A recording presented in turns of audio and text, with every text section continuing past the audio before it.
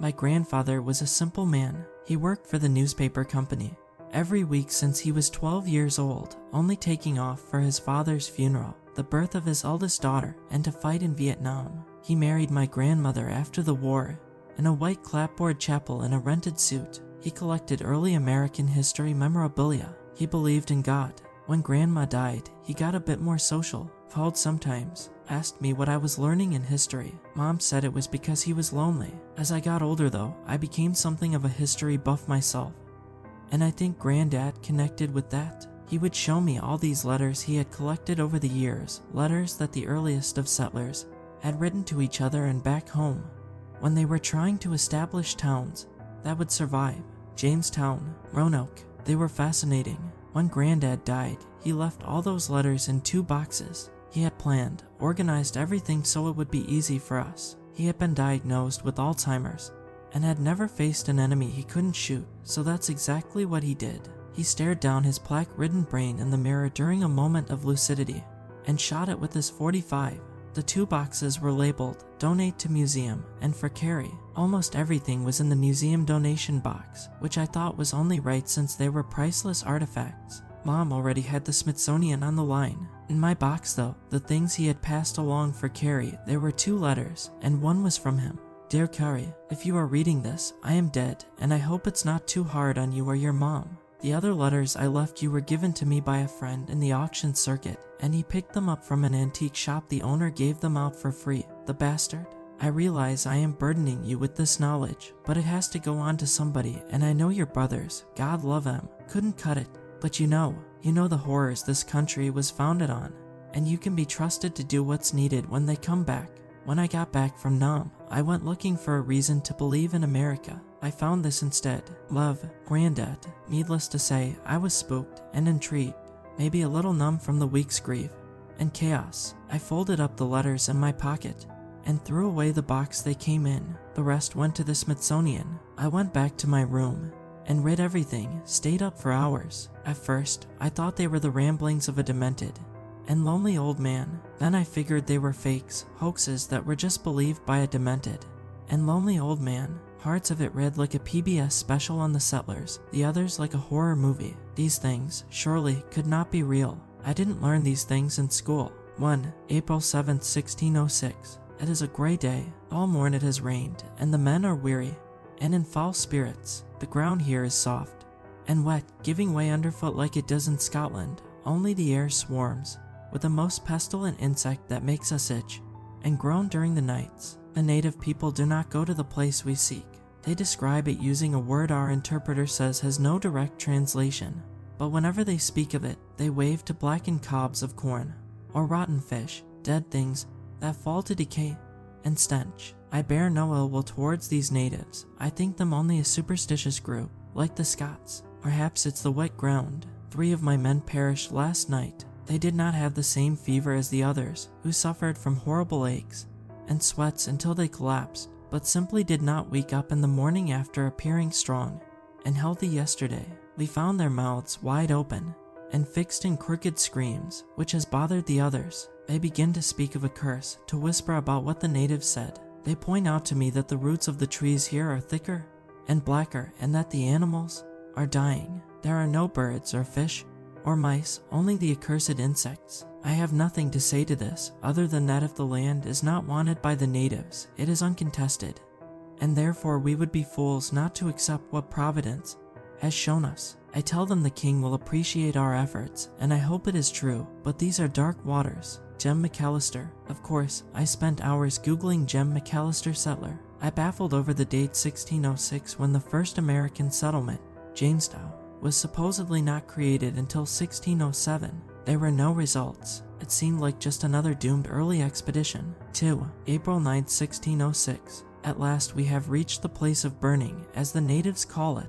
I do not know why. It is lush with forest plants and trees, and as damp as everything else we have seen. We have called it Richtown, because we hope for riches in the name of King James. Still, there are no animals around. Our livestock continue to die. When they do, they are so skinny that there is no significant amount of meat to take from them, and when we cut them open, any meat we find is foul and stinking anyway. 7 more men have died as well. our numbers have reduced to 23, and the women. To my shame, the women have had to work in the labors of men, carrying lumber and helping to build houses. It is not right, but we must do what we can to survive in this strange land. We have begun to clear land and fell trees to build, and we need not make walls, for there are no other people and no animals. But at night, we all hear the howling. It is like no wolf I have ever encountered, but like a mother who has lost her babe.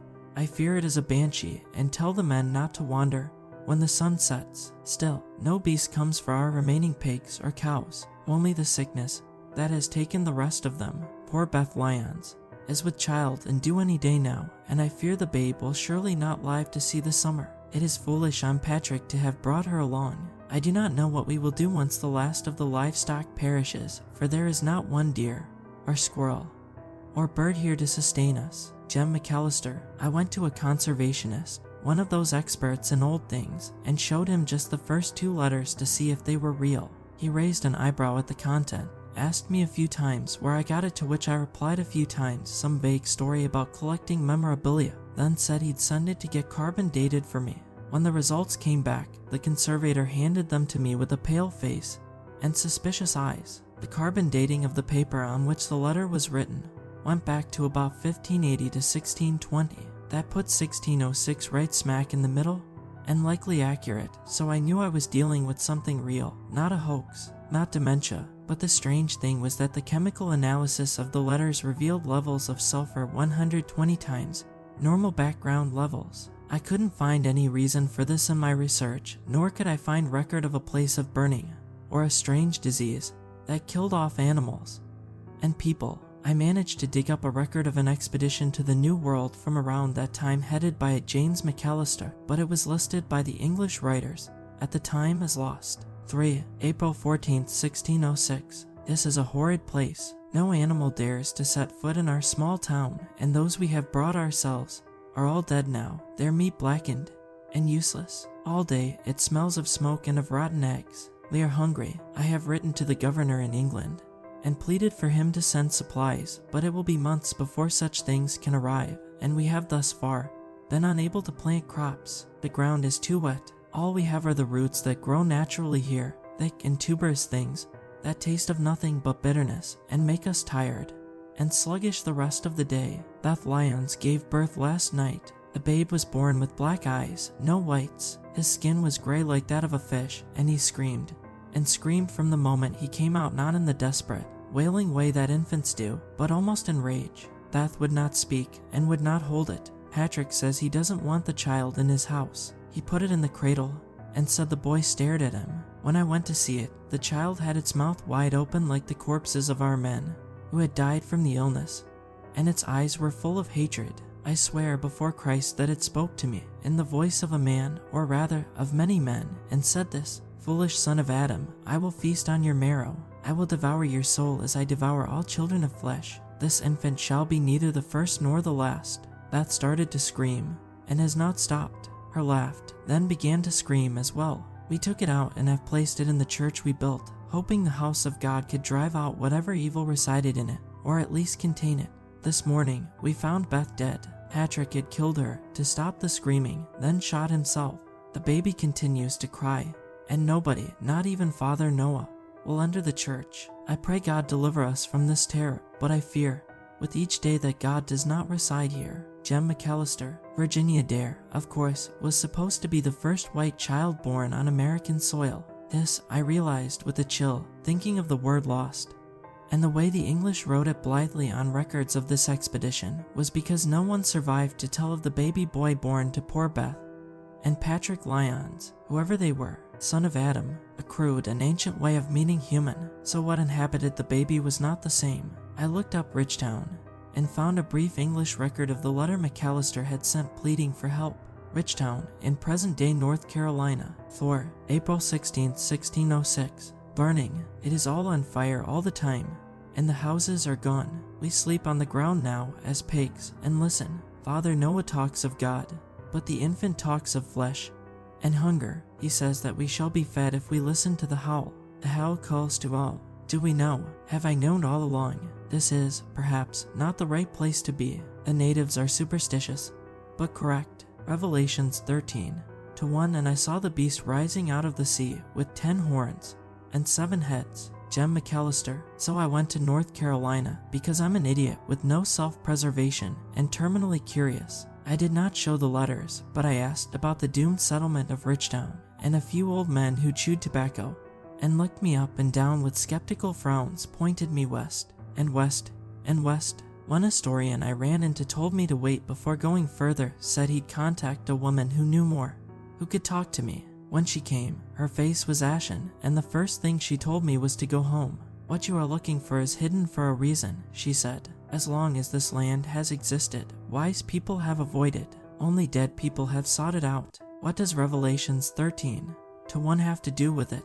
I pressed. If it's been around since before the Christian settlers, why does it reference the Christian God?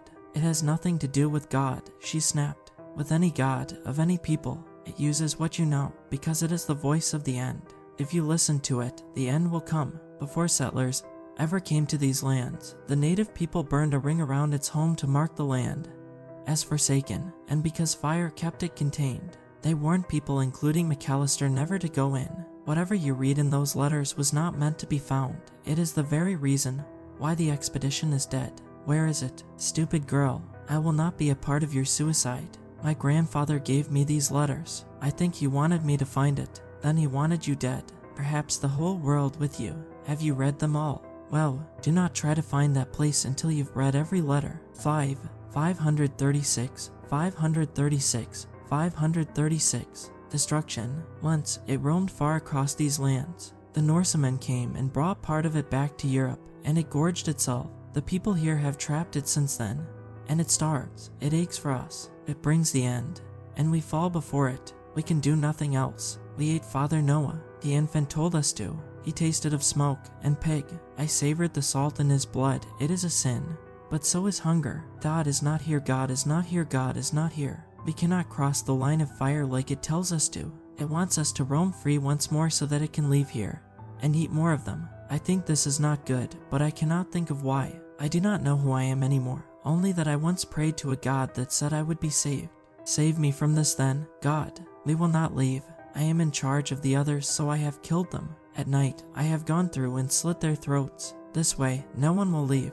This has angered it. The infant screams louder, and I cannot sleep because of the howl, which tells me I will never sleep again. James Waich Macaliatu. I stood before a line in the dirt turned black from fire. It looked like it had been burned again, and again, and again. On all the trees in the area, there were signs that read "Do not enter" or "Caution," or things in an old language I didn't know. Closer to the old town, the words scribbled there became more sunken into the bark. Older, and before me then I saw the same words McAllister rambled in the letters. 7 heads, 7 heads, 7 heads. Hunger, 536. There lay the town, just beyond the black line in the dirt that still smelled like smoke, as though it had just been lit yesterday. The buildings had crumbled but not decayed, and no plants had grown over them. I couldn't hear a single bird. In the tree to my left, there was a name carved in with a knife. Judd Pryor, my grandfather, from 1975. There were dates under his name spanning every 7 years. 1982, 1989, 1996, 2003, 2010, 2017, and after that, nothing. I took a deep breath and set down the gasoline can, unscrewed the cap, and I began to pour. 6 brings madness, it does. I know the madness has me, but I have lit a fire, and it shrieks in fury. I burned around the whole town to keep it in. It dies with me. I leave these letters under a rock beyond the line of fire, so that someday someone might know what happened to me. Whoever I am, it steals my mind. Whatever I shall write after this is not myself. J. The native people who still live here do a lot to keep people away from the town. They were the ones who first uncovered the letters when they went looking for the settlers, who they warned to stay away. Though they could not read the English writing, they kept them until they encountered the would-be settlers of Roanoke, who read the contents and got too curious, got too close. Only one colonist of that ill-begotten town escaped, living in the woods, coming back every 7 years to maintain the fire line around Richtown to keep it contained. But it is not contained, not quite. When I went in 2024 to burn the line once again and continue what my grandfather had done, I saw a gap.